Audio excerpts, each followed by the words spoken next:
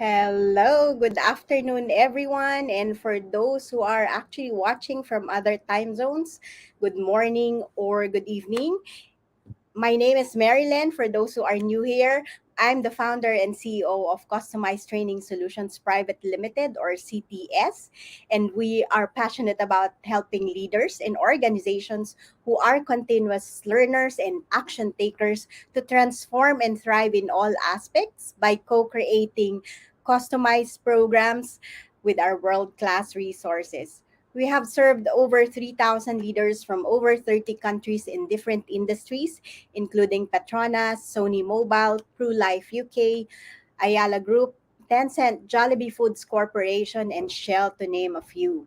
And the reason why we are organizing several interventions, including this interview, is we hope to be able to be of help and to add value to leaders who don't know how to stay relevant and adapt in the next normal, those who find it stressful to lead and ensure performance of a hybrid team, and those who are afraid that they cannot keep their team or their business.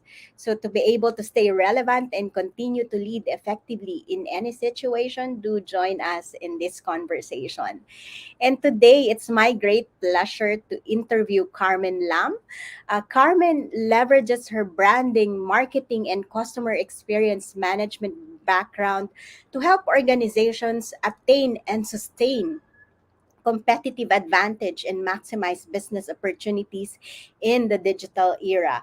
She has led the regional and functional teams of some of the most global luxury hospitality and real estate companies in the world, including Shangri-La Group, the InterContinental Groups, the Accor Group, and Ananda Real Estate Development in Thailand to brand dominance and digital transformation. She is based in Hong Kong and has lived and worked in Singapore, Indonesia, Thailand, Canada, and the US or United States. So without so much further ado, I'd like to bring in and invite Carmen. Hi, Carmen. Hi, how are you? I'm great, and it's really like a pleasure to have you today. And for those who are actually new in this platform, and for the purpose of the audience, actually, I'd like to share how I get to know you. We've actually met. Through lunch club, but interestingly we found out that we worked in the same big brands like Shangri-La Group and Accor. But of course, I mean, you're in the level where you're generally our boss during that time, right? In the Shangri-La Group, where you were heading, or you're the group director for sales and marketing, where I belong as well during that time. I was like new in the hotel industry sales. Uh, I was just starting when you were already the group head of the sales and marketing group of Shangri-La. Marilyn, you are too humble, but you have basically told everybody how old I am. Sorry about that. No, it's not about the age, but how a great leader you are, right? Well, it was a lot of fun, wasn't it? It's interesting because when we were sharing experiences, I remember a lot of your supervisors, your managers, and yes, and they definitely, brought up a really, really great potential, all your potential in you, Marilyn. It's Wow, thank you. fantastic, to be here with you, and thank you so much for having me today. Yes, and before we get started, I'd like to give an invitation to those who are watching us live. We're live in three social medias: Facebook, LinkedIn, and YouTube. So I would like to invite those who are watching us live today to do join us in this conversation. This is not about me and Carmen having this conversation, but also we're hoping that you, whether you're watching this live or on a replay, to join us, to give your notes on what's your takeaway through this conversation, or your favorite probably quotes or your learning experience through this conversation. So it's an invitation for everyone. So to get started, the first, I will have 8 questions for you, in fact. And the first three would be basically for us to have a better understanding of on from which perspective you're coming from. the 4 to 6 questions will be, I would say, the all meaty or juicy part of the conversation, and the last 2 questions are very very open question, I would say, and I would normally refer to it as the Miss Universe questions. You are So, so organized. This is unbelievable. thank you, thank you. And so, before I get to ask or to proceed with the question, I just wanted to acknowledge RK Punia, sir. Good afternoon, and Jonathan Abrogar for joining us live today. Thank you so much for joining us, and I hope you will enjoy and learn from this conversation. So, to start with, please do share with us your leadership experiences, if you have like influencers that you'd like to make mention, or a favorite leadership style that you might have been used throughout your leadership positions around the globe, please do share with us. Well, Marilyn, I think you've just shared my, work experience with a lot of, a lot of the things that I have done. So indeed, I would say that I've actually been in a lot of roles. I've also been in a lot of in companies as well as different countries. Um, if you talk about my career, I would say that what's probably more interesting about the progression is that I went from sales to marketing to branding and then customer experience and then finally what I do now, which is culture. So if you look at what I would do as a salesperson, right, I would go to my customers and I say, I have a product, please buy. So then I went to marketing, and then in marketing, we're basically telling people, you're the customer I'm looking for and my product is a perfect match for you, would you like to try it? And then I went into branding, and that's when I said, my product should mean something to you. And if you're who I think you are, it's your loss if you don't try it, because that's what my product stands for. So then I went into customer experience, and it's very much more like this is the way you feel when you actually use my product. And it's all about experiences and experientialness.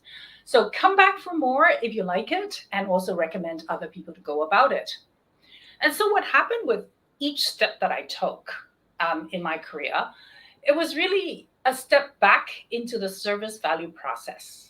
And Mhm. each step I took was really to be a little bit more holistic and to have a more of a system view, of what it is that a company does. So it struck me finally that is that, if you want to have a certain strategic outcome, you need to have the relevant supporting culture in order to deliver that outcome. And that's why finally I'm now ending up in organizational culture management. And I suppose, like in the last 2 years, while everybody was in lockdown, I've really focused more on sort of helping companies with their strategy alignment. Mhm. Because then in strategy alignments, you're talking about not just culture, but you're also talking about how do you fix the systems and the processes around it so that people can actually behave in the best way that they can behave for the well-being of the company and for their own well-being. There's been so much change going on, and people really, need to take, that sort of system thinking around it. So yes, I would say that probably, according to your question, I'm not, Mhm. like I'm probably influenced by everybody that you can think of, Peter Drucker, all of the management gurus. But I think, very much it's about focusing on what is the integrity, within your brand, integrity within your DNA, and actually being able to play that out. Wow, that's really, I really appreciate you bringing us like through your experience, at least part of it, I would say. And it's interesting how you actually defined each and every um, experience or functions that you've been through, which equips you. It's like you brought us to connect those that dots reason why you have actually pivoted in helping companies with strategy alignment. And I believe this is really key in order to have a sustainable business, right? Being able to have that alignment around culture. And again, it's not just about the people or the culture within the organization, but as you've mentioned, it has to include the systems and processes in order to have that balance or well-being, of not only yourself but also of the entire organization or of the company, which is really a great reminder of what holistic means. And because of your experience from sales to marketing to branding and to customer service, um, it's basically like, we are also kind of in alignment of like our message to our customers, that there's no like just one solutions to this or solution to this, right? It's always like, how are you able to integrate all these in order to have that balance, right? Oh, absolutely. Because, when we were even in the days when I was back in hotels and hospitality, we would actually have, at front desk. I think everybody knows this. You have to pick up the phone after three rings because you don't want the customer to be waiting online. But by the same token, the telephone operators were also told that they have to complete the calls in 3 minutes. Otherwise, they would be considered as being slow. And they were given targets of how many calls they want to handle in a day.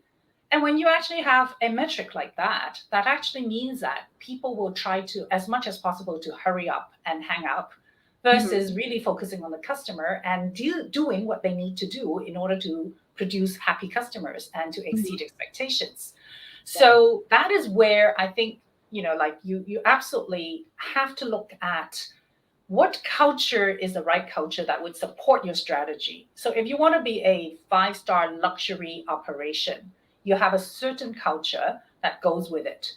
If you want to be a fast food chain, you also have another culture that you really need to focus on. It's about results, it's about getting things through the door. But having the right culture will actually help you advance your strategy.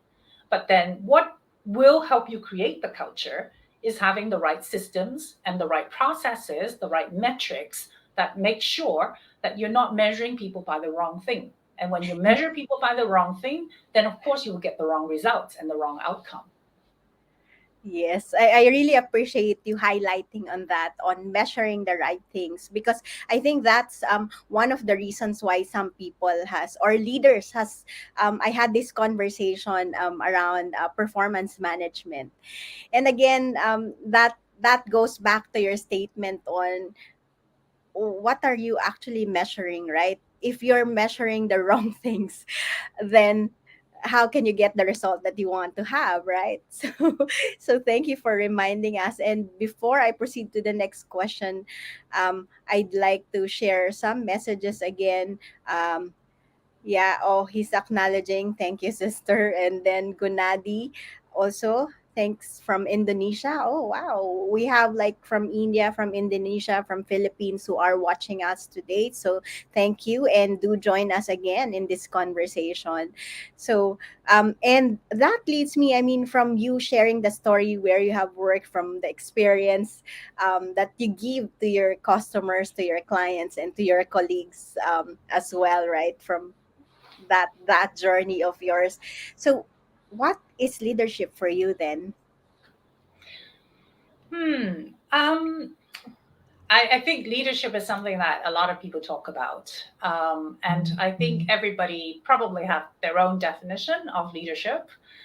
Um, I guess, if you talk about nowadays, right, we're looking at a lot of diverse teams.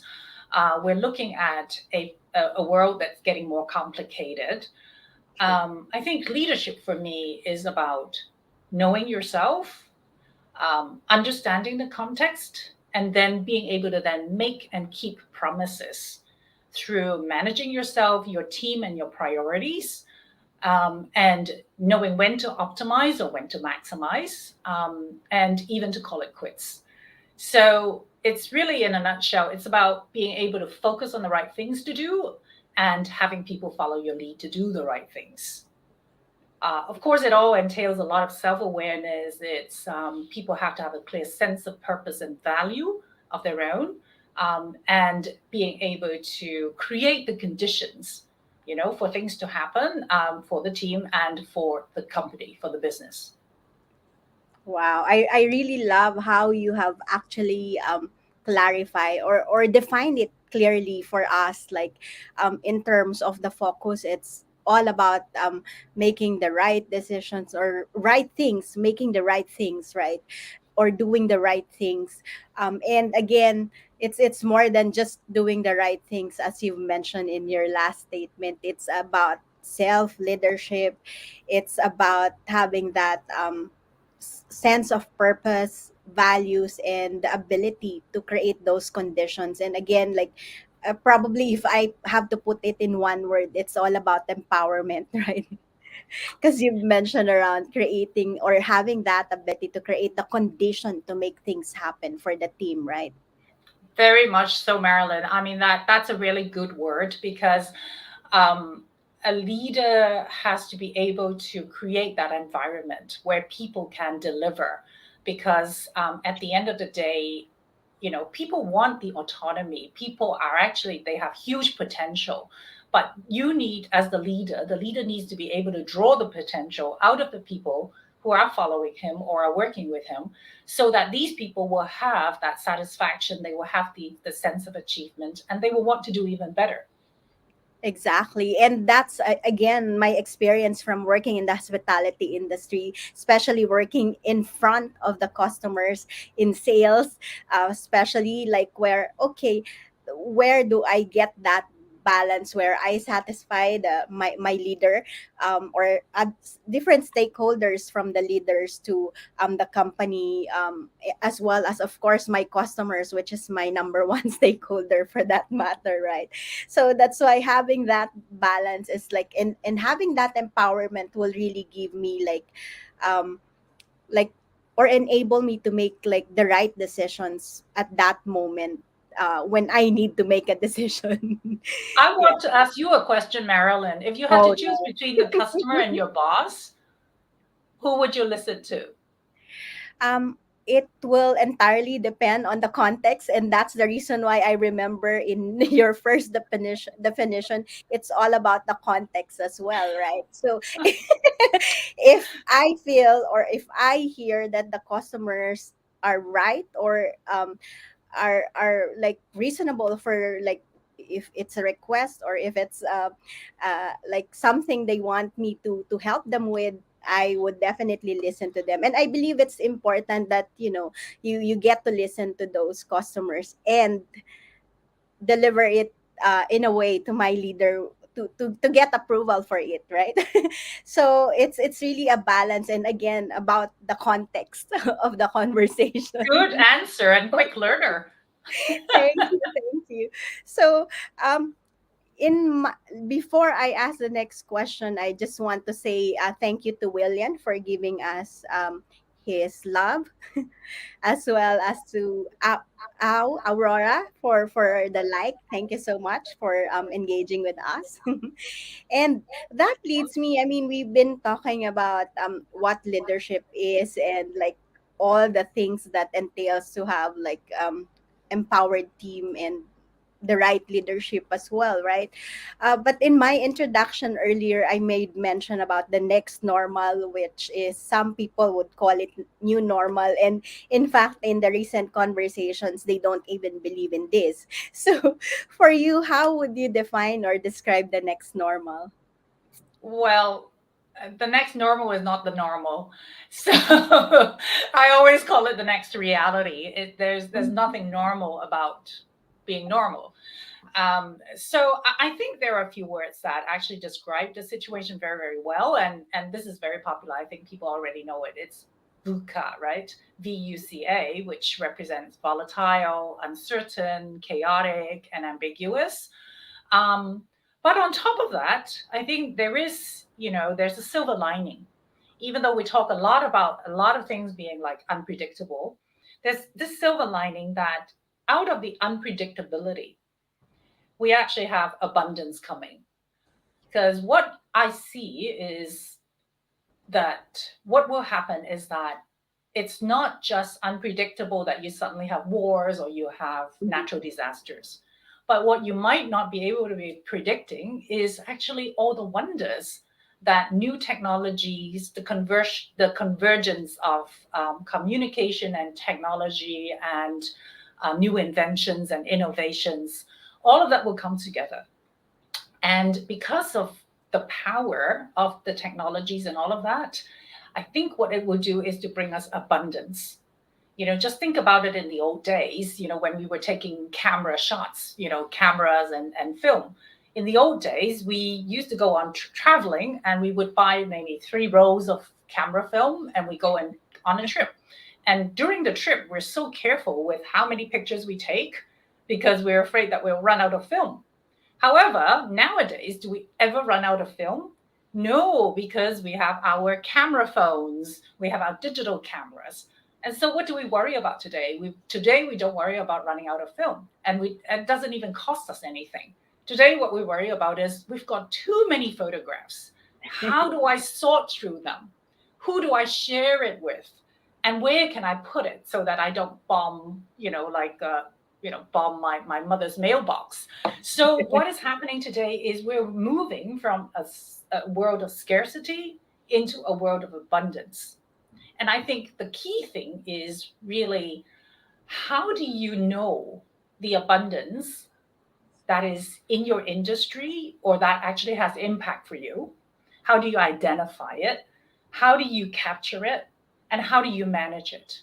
So I think that is actually what the new reality is going to be.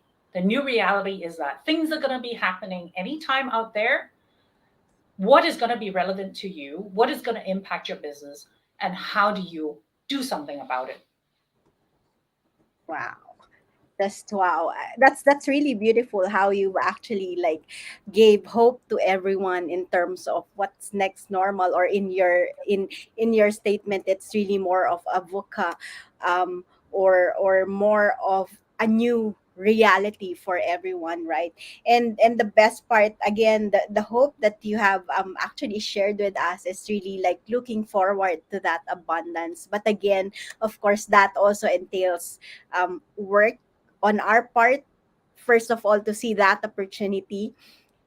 Look on to, again, what you've said is what will be relevant, and how do you, what do you do about it, right? How do you go about it, and how do you get that opportunity in the space where you are, or in the industry that you are working on, right? So that's really like wow. Well, I mean, if you want an example, for example, it's like Airbnb.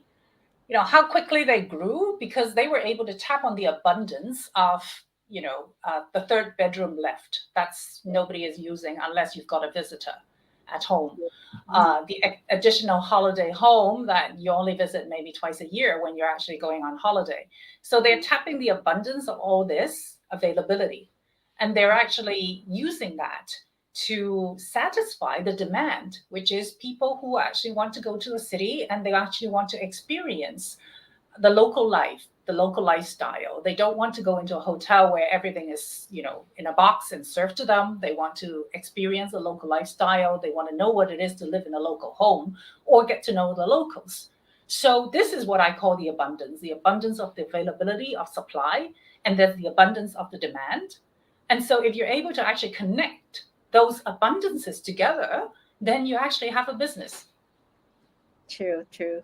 Wow, thank you for giving that hope, or that reminder for us that there's always abundance in this world, right? So let's move now to the like meaty portion of the conversation. As I mentioned, like we've all known, I mean, that in my introduction I have shared with them like what you have done in the past, and now for working with previously working in the corporate, or as a corporate leader, and now working with corporate leaders to help them out as well in the business. What would you say would be the top three problems that leaders would normally face? Well, I will go back to my abundance theme, right? I think the number one problem these days is there's plenty of abundance. So, how do you capture and manage these opportunities? How do you conceptualize it? Because the breakthroughs are going to bring a lot of change, to people, to society, and to organizations. So, you could very easily be disrupted if you don't handle the abundance properly. So, I think that's number one. And then, of course, like a big issue now is about sustainability. And of course, when I say sustainability, a lot of people will talk about, oh, weather, climate change. That's indeed a huge issue. But I also think about, as business leaders, the sustainability of the business. Mm-hmm. And when you look at that, it's really how do you build up your resilience? How do you find the right balance, between performance and health of an organization? So again, we quite often we're running at 100 miles per hour, and we know that the business has to run and maximize. What you're paying rent, you have these customers, you have the demand, so you're really running very fast and you're really maximizing the use of your resources. But you have to also make sure that you're replacing your resources. You have backfill for it. You actually have other ways to look to do things, and that is part of that resilience. And I think this is a lesson that most of us learned, really in the last 2 years with COVID and all of that. It is the companies that have actually built resilience, that has a healthy organization where you're well-rounded. You have, the right resources, you have the right backups. And I remember when I was still practicing, of course, in hotels, we always every year would do these things that we call crisis preparedness and business interruption plans. So every time we did it, we always have some very skeptical people, and they would always come around and they would refuse to cooperate with you because you obviously have to sit everybody down. You have this workshop. You think about what happens. If something happens to the environment, or something happens to the weather, or there's an earthquake. What happens if your supplies are cut off, if your customers cannot come to you? So we always were working on those, and it's not as if we were waiting for something to happen, but actually in the last 2 years, I've been talking to a number of my former counterparts as well as other associates in the business, and I found that if you really look at the share prices, as well as how companies have actually performed, survived, and thrived past 2 years, it is the companies that actually have paid attention to building up their forces, that took care of the health and not just the performance. So it's these companies that actually have, for example, the employee loyalty so that they still stay around. If employees feel that the company are taking care of them, even if they had to do a salary reduction, they're willing to do it. So there are all these things that companies have to take care of in order to actually really look at health versus just the best performance for the short period of time. So it's always like having that vision and paving the way towards having a healthy organization that will create resilience. Wow, thank you for sharing that with us. And let me just share the summary. Again, it's sustainability and resilience, finding the right balance and dealing with change. And this disruption nowadays is really common. And of course, we will not leave our audience with just the problem, but also sharing with them more or less what do they need, or what are the important leadership capabilities and skills that they must have in this new reality, as you've mentioned, to continue to lead effectively. Uh, well, since we talk about the new reality being so much change, right? So some of the other things that leaders really have to deal with is about how to handle change. With so many things happening around us and so many things that we don't really have direct control over. So I think people know that they have to be prepared for change all the time. And they also know that change, possibly is needed when they see, adjacent industries being disrupted. They see, companies may be having a difficulty, with economic challenges, with inflationary pressures. So that is all happening. But I think the difficulty for a lot of leaders right now is, being able to actually know how to handle a future that they cannot forecast. And that is, something that, I think a lot of people are really, it's like, how do you do that? Because if you, in the old days when we were trained, when I was going to school, right, they always say, okay, this is what you want to do. Very clear objectives, very clear, where you want to go. And then you build your plan and you follow your plan and then you will get there. Life was simple. Nowadays, it's like, where do you want to go? I sort of know it's out there, but is it really out there? And what's going to happen in the middle that's going to actually maybe give you a setback? And then maybe other things that might actually push you forward, but you actually don't know until they happen. And so basically, I think one of the leadership qualities that people really need to have these days is about adaptability. The adaptability is what I would actually call, the ability, to do a number of things, such as being able to, well, course correct. Because if you see something is going wrong, then you actually need to be able to course correct yourself. That also, it means that you have to have that humility, of course, that honesty with yourself, that confidence in yourself that you can course correct and you can admit that you're wrong.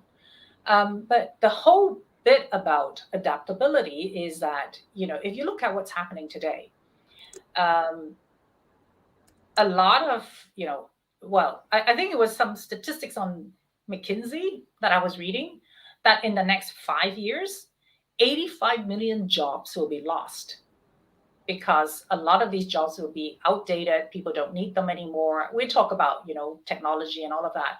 But the good thing is that actually 97 new jobs will be created.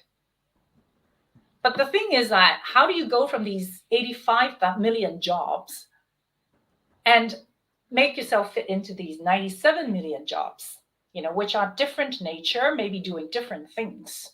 And also, if you think about all the people who need to change employment, who actually need to acquire new skills, and when actually all of this is happening, what is the organizations doing about it? How the organizations are adapting themselves then, to this new reality again, where, you have disruptions, where you have different things changing, where you have, Airbnb suddenly coming into the hospitality scene.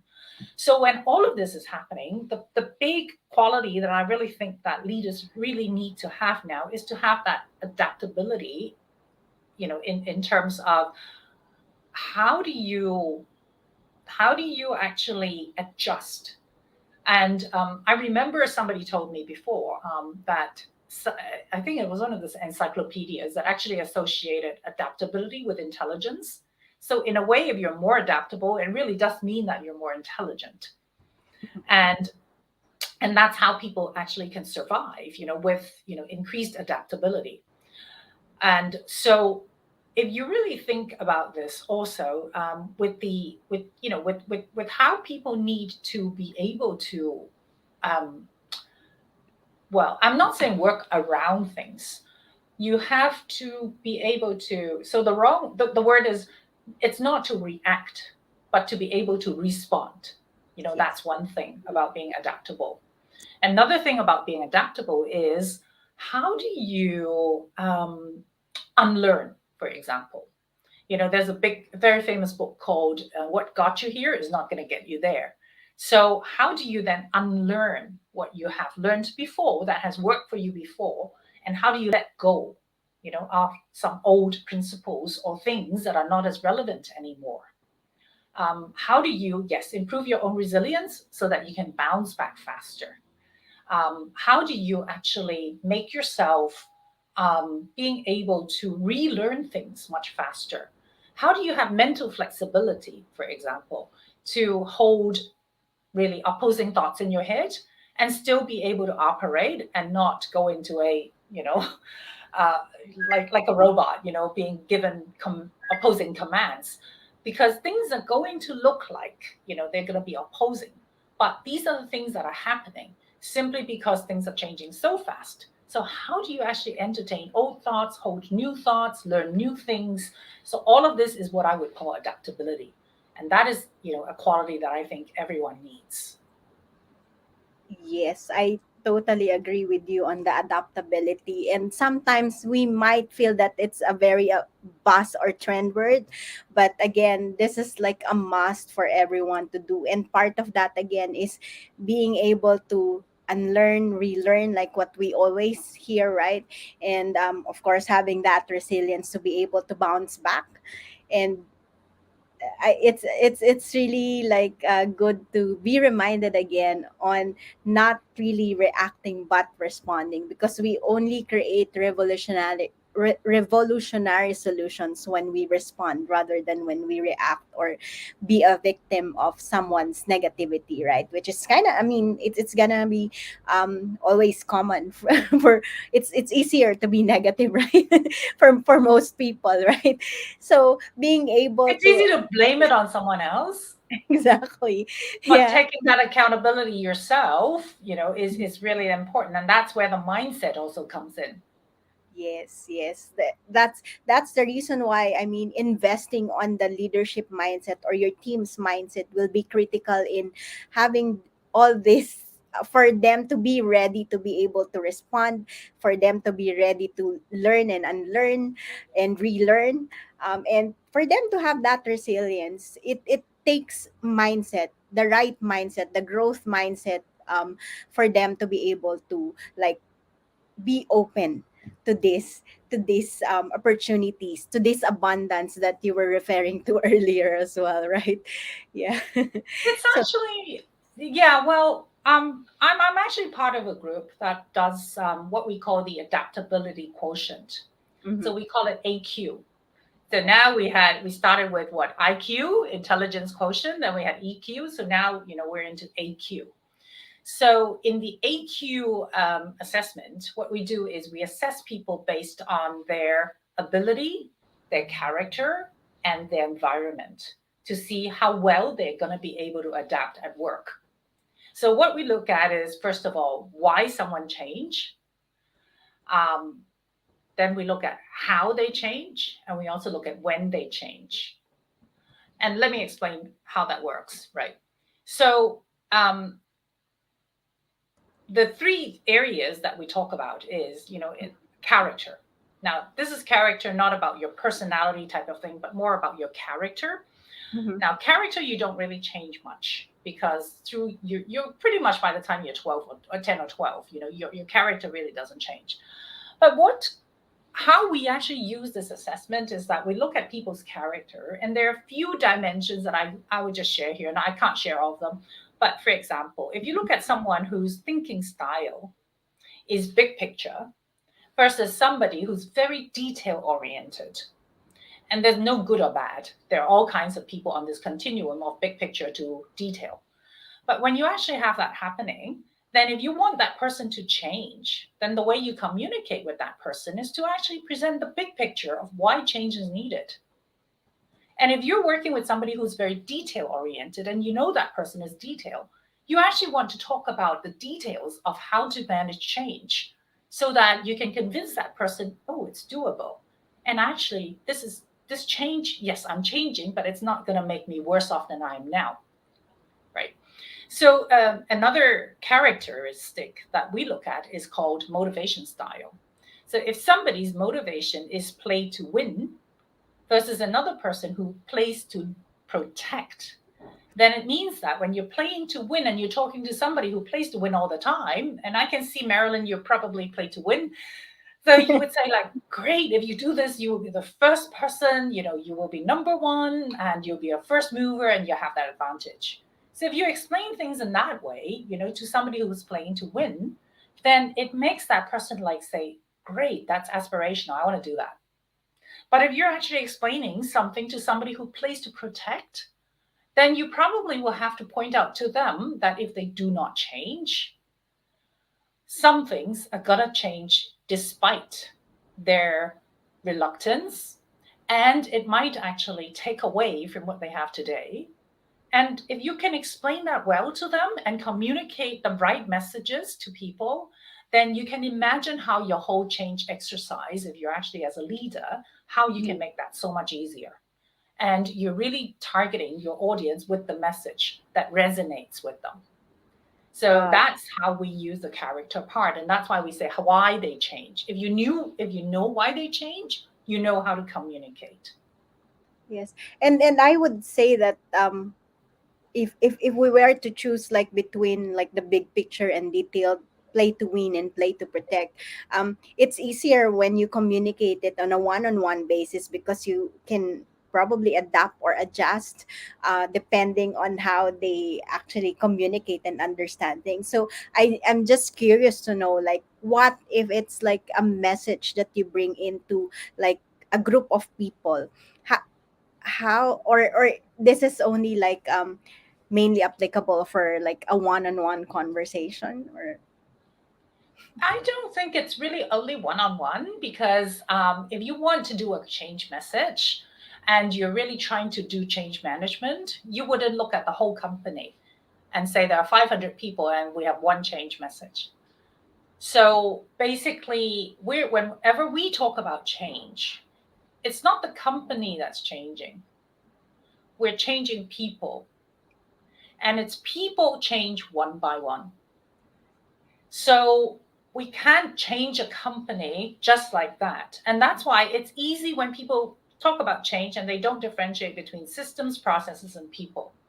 System, one change, one system.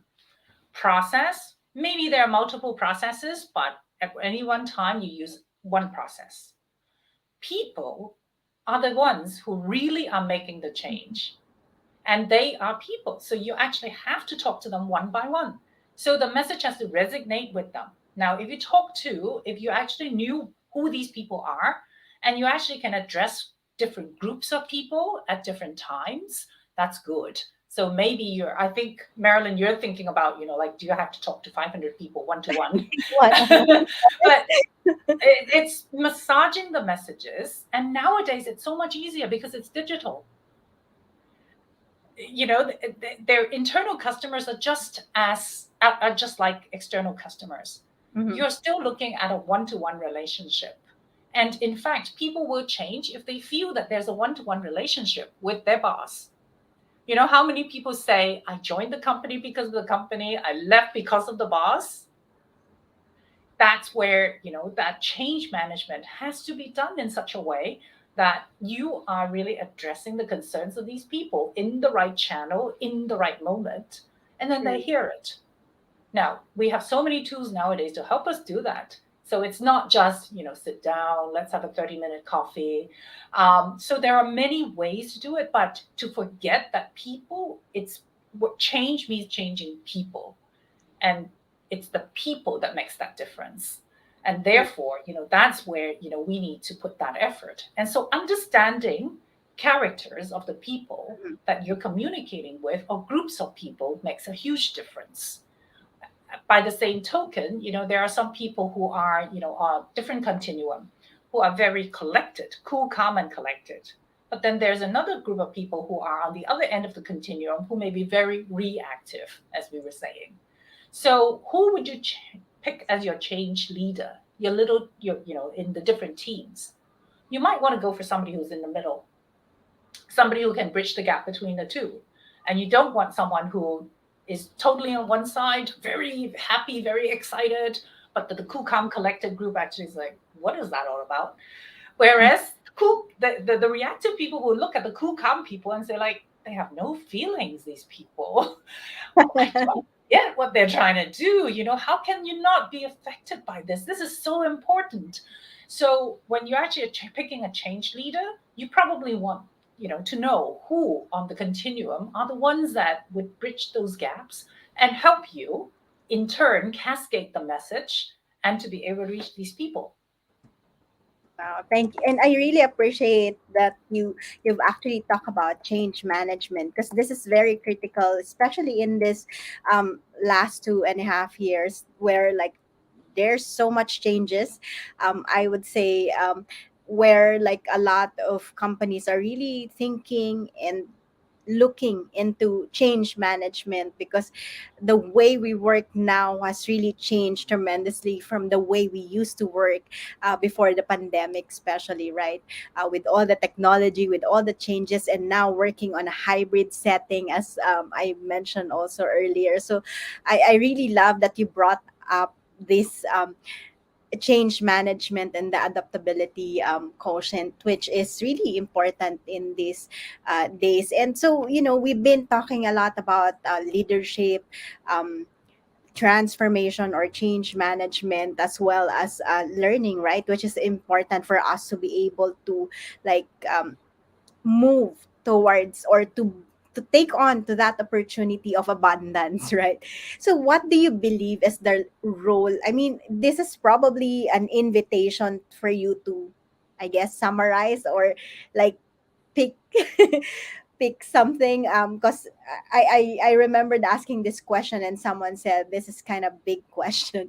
So, which is, what do you believe is the role of learning, leadership, and transformation to thrive in the next normal? So I guess it's an invitation for you to summarize what we have been, yeah, discussing throughout. Um, well, I guess, I think the role of learning, leadership, and transformation in the next normal, it's, I think it's about getting people ready. It's about getting people ready. It's about getting yourself ready as well as getting other people ready. And as I mentioned earlier, I think all those good things that we talked about, right? The key leadership qualities. Everyone knows that. Critical thinking, no biases. Decisiveness. All of those things. They don't go away. They still are here to stay, and they're still very important. It's just that, because of the way reality is going, we need to take on, more. So in the past, experience counts because you can replicate that experience and it works. Now, experience counts, but you actually have to take a step back and look at experience, what you experience, and actually analyze it and say, why did it work that way that time? And if the circumstance or the context changes, what do I need to tweak, in order to continue to have my company health, in order to have my resilience, in order to survive? So I think a lot of what we're talking about is actually that, what is really, like people really need to do more of is, instead of rushing into things, more self reflection, more reflection, of situations of what has happened, what has taken place, so that people are actually learning. And that's actually what we'd call that learning organization, learning attitude, learning mindset. If we think that, in the old days, remember, we all survived until 60 years old. The first 20 years, you go to school, the next 20 years you work, and the next 20 years you're retired and you enjoy your grandkids. Nowadays, we've got a 90-year lifespan. So it's, by the time you're 40 and you think you're ready to retire, you have another 50 years to go. So this is a no-no. You cannot live for 50 years based on the knowledge that you gained 20 years ago. So the whole learning is actually teaching people to learn.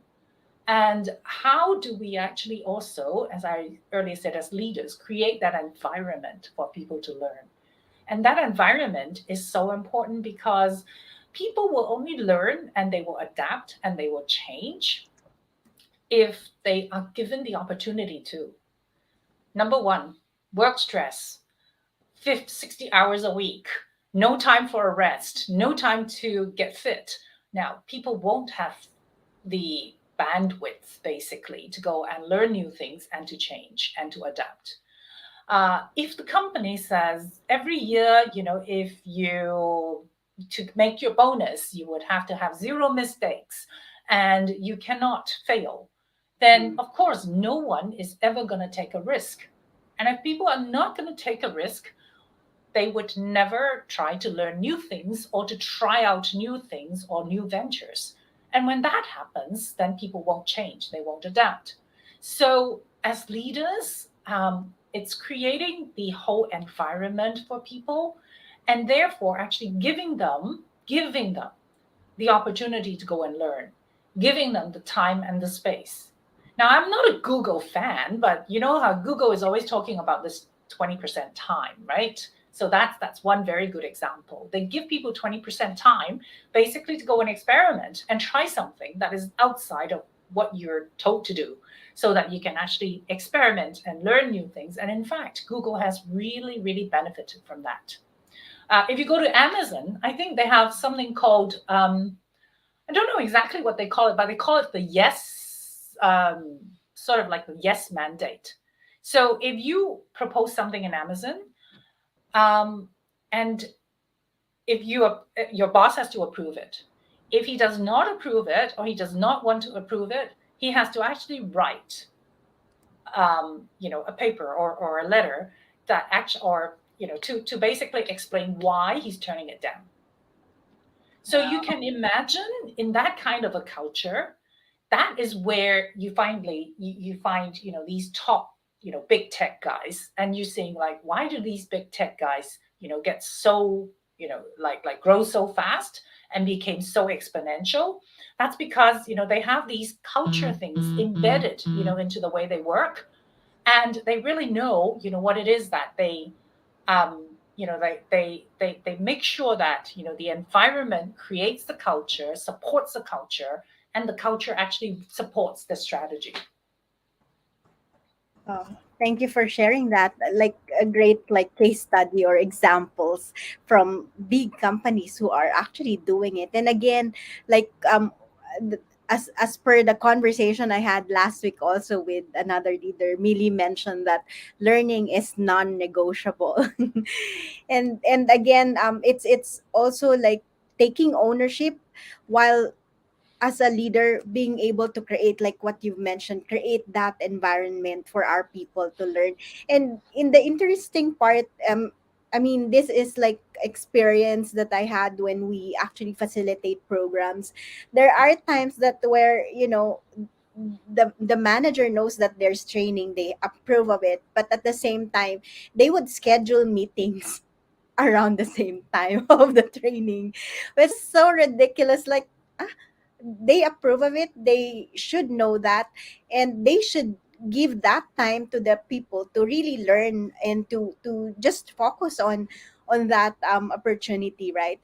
Of on that learning or training intervention happening at the same time. So like that's ridiculous if you as a leader would actually organize a meeting that coincides with the schedule of the training. And I have noticed that several times. I mean, I'm getting paid for running the program whether they they attend or not, but I'm also very like I mean, I'm here to serve you. I'm here to be able to help create outcomes and results. And part of that is being able to really go through the experience, right? And so it's like, wow. Yeah, I don't understand people who actually do that, because I think there's always this old grid where where you actually plot things that are urgent versus important. Right. So I think for many companies, still there's the mode of operation is tackle the urgent, and then the important may get done.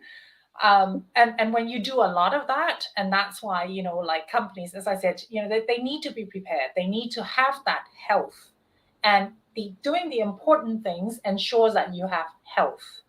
Doing the urgent things might give you the performance, but you need to take care of your health at the same time. True. Mhm. Yes, and that's the importance of having, holistic learning and at the same time balance, like what we've been talking about. Thank you so much. This is really a great conversation so far, and I really appreciate all the reminders that you're sharing with us, and this how spot on and how direct you are when it comes to this messaging around learning, leadership, and transformation, right? So that would lead me now to my last two questions and my very open questions, which I'm curious to know what will you say or answer. If you have a magic wand and can use it, what will you do with it? Um, I have to say, I'd like to stop the war in Ukraine. That would really take a big magic wand. But yeah, war and violence, that's something that I would really like to stop if I could do it. Mhm. Wow, that's really great. I hope you really have a magic wand because, I mean, if we can only build like more conscious leaders, more responsive leaders, I guess this war is not gonna happen either, right?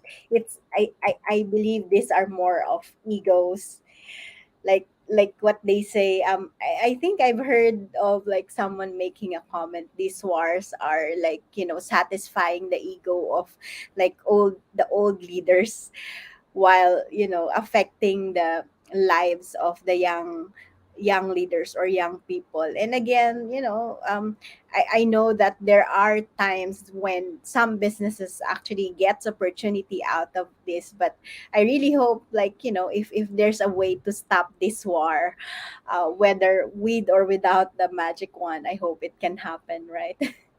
Yes, with or without the magic wand, honestly. Yeah. Yeah. I hope everybody, yeah. I don't think anybody really wants to see innocent people Mhm. suffering. There, of course, things are more complicated than they appear to us, I'm sure. But, I really hope that they can come to a quick resolution, although it doesn't look likely, but I'll keep my hopes up. Thank you for sharing that with us. And again, at least with the work that you do around culture, leadership, and adaptability, you are teaching leaders of the future to be more responsive and responsible as well of their actions, right? So thank you for that.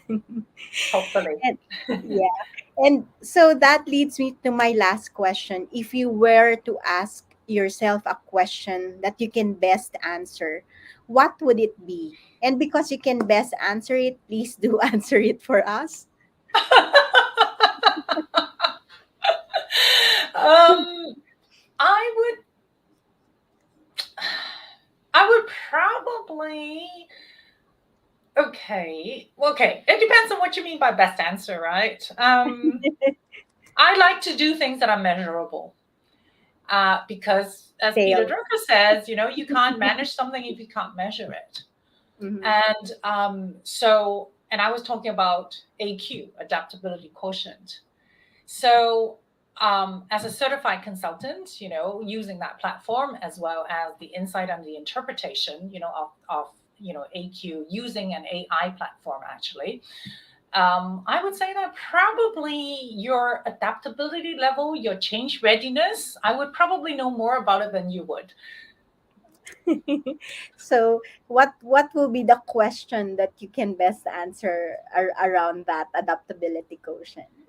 Um, your change readiness, your ability, your character, and your environment that actually, either helps you make change and adapt better and faster, and what are the things that may be holding you back, Mm. and what are the areas that you could actually work on. So you probably are thinking, okay, I have to change. I just have to work harder. Or maybe I should do this, or maybe I should do that. But what I can do, because it's measurable, is that I can actually share with you the insight that you could gain because it's a metric that's already been tested. Mm. And that actually has helped. We've helped several major companies, including the government of Canada, IBM in Canada, actually implement this to help them with their change initiatives. Wow. Thank you so much for sharing that with us. And so we look forward to find out more on how can we actually measure our adaptability, our readiness for change, and what could possibly holding us back. So thank you for sharing that with us. And I really appreciate this very straightforward, insightful, and very very useful conversation, very measurable conversation.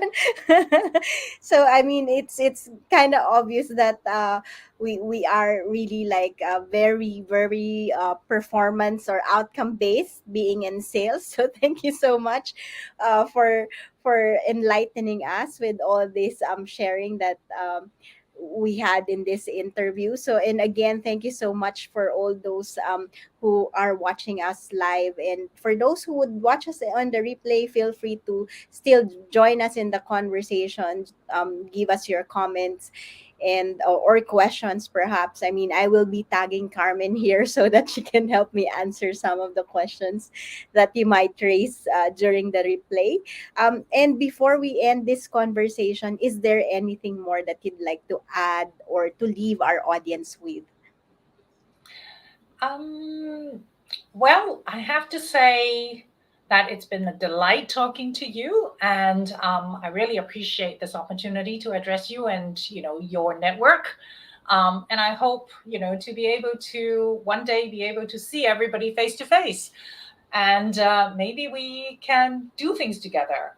Think about the abundance out there and how we can actually capture that abundance and help the whole world be a better version of itself today.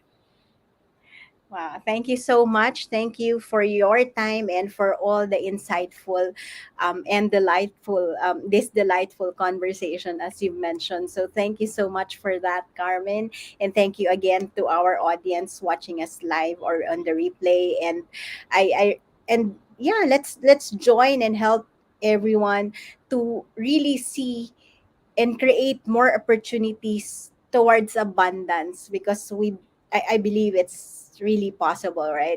And do remember that even the richest investors in the world would say that investing in yourself is the best investment you can ever make in your life. So with that, we would like to leave you all with this quote from Dolly Parton, that if your actions create a legacy that inspires others to dream more, to do more, to learn more, and become more, then you are an excellent leader.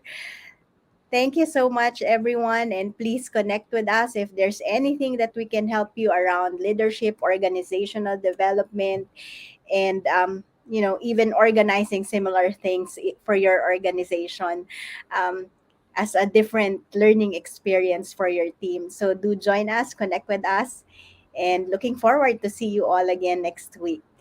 So for now, thank you and have a good day. Bye for Thank you. now. Bye bye. Thank you, Carmen. Bye.